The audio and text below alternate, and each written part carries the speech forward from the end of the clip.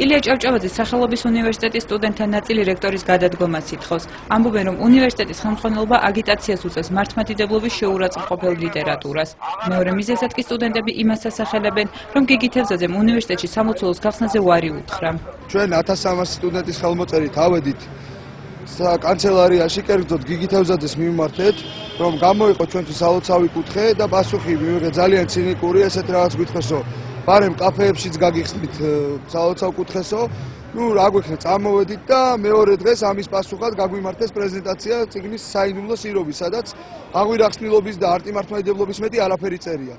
წიგნი, რომელზეც სტუდენტები და სასულიერო პირები საუბრობენ, ილიას უნივერსიტეტის ლიტერატურულ კაფეში იყიდება. 15 აპრილს მისი პრეზენტაციაც იქვე შედგა. საიდუმლო სირობა ასე ეწოდება ერეკლე დეისაცის მოთხრობების კრებულს, რომელსაც აქციის მონაწილეები ღვთისგმობას უწოდებენ.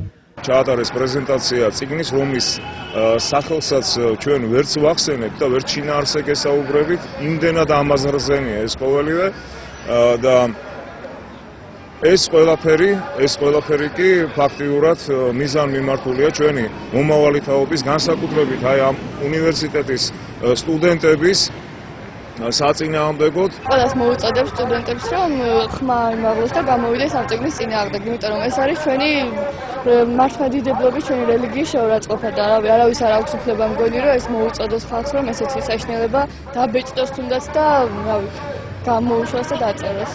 უნივერსიტეტის ადმინისტრაციის უფროსი სერგო რატიანი უარყოფს ბრალდებებს იმის თაობაზე, რომ უნივერსიტეტის მხრიდან წიგნის რეკლამირება ხდება. რაც შეეხება სამლოცველო კუთხის გახსნას, ადმინისტრაციაში ადასტურებენ, რომ ამ მოთხოვნებზე სტუდენტებს მართლაც კატეგორიული უარი უთხრეს.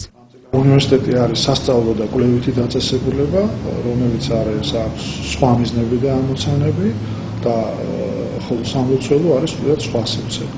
ამ სივრცეების გაერთიანება არის თანამედროვე საზოგადოებაში დაუშვებელი. არანაირი აგიტაცია და რეკლამირება არ ხდება. წიგნი არის უბრალოდ წიგნის მაღაზიაში და არის მრავალი წიგნი იქა.